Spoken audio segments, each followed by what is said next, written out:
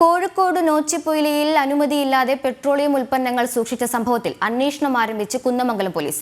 ഗോഡൌണിലും tanker ലോറിയിലുമായി സൂക്ഷിച്ച 18,000 litre petroleum ഉൽപ്പന്നങ്ങൾ കഴിഞ്ഞ ദിവസമായിരുന്നു പോലീസ് പിടികൂടിയത്. കേസിൽ അറസ്റ്റ് ചെയ്ത 2 പേരെ റിമാൻഡ് ചെയ്തു.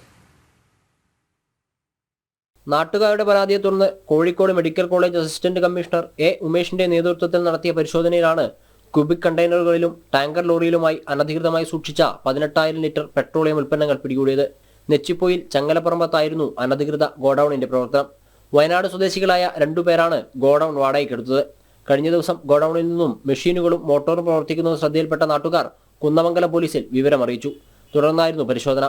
പോലീസ് നടത്തിയ പരിശോധനയിൽ പെട്രോളിയം ഉൽപ്പന്നങ്ങൾ സൂക്ഷിക്കുന്നതിനുള്ള ലൈസൻസ് ഗോഡൌൺ നടത്തിപ്പുകാർക്ക് ഇല്ലെന്ന് കണ്ടെത്തി.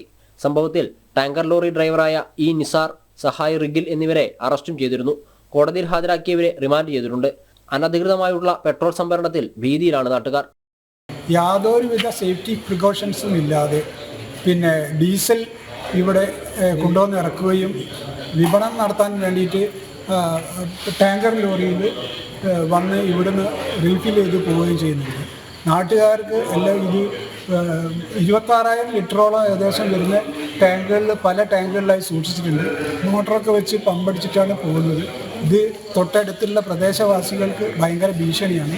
ഇതൊരു ബോംബായിട്ട് പൊട്ടിത്തെറിക്കാനുള്ള സാധ്യത വരെ ഞങ്ങൾ കാണുന്നുണ്ട്. ലൂസായിട്ട് പല സാധനങ്ങളും ഇവിടെ ലീക്കായിട്ട് കാണുന്നുണ്ട്. സംഭവത്തിൽ കൂടുതൽ പേർ ഉൾപ്പെട്ടിട്ടുണ്ടെന്നും അവർക്കായി അന്വേഷണം നടക്കുകയാണെന്നും കുന്നമംഗലം ഇൻസ്പെക്ടർ എസ് കിരൺ പറഞ്ഞു. എവിടെയാണ് ഇവ നിർമ്മിക്കുന്നതെന്നും ആരൊക്കെയാണ് ഗുണഭോക്താക്കൾ എന്നതുൾപ്പെടെയുള്ള കാര്യങ്ങളും അന്വേഷിച്ചു വരികയാണ്. മറ്റേതെങ്കിലും സ്ഥലങ്ങളിൽ സമാനമായ രീതിയിൽ ഗോഡൌണുകൾ പ്രവർത്തിക്കുന്നുണ്ടോ എന്നും പരിശോധിക്കും. ജനം, കോഴിക്കോട്.